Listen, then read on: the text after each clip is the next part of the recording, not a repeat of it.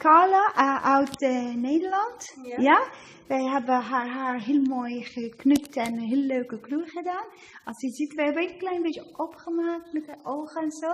Kijk hier. Oh ja, heel mooi. Ja. Kijk, als je ziet, hebben we een heel mooie kapsel gedaan. Spiky short hairstyle. En we hebben heel mooi gekort hier. En dan zie je dat we dit lang hebben gelaten. En hier wordt kort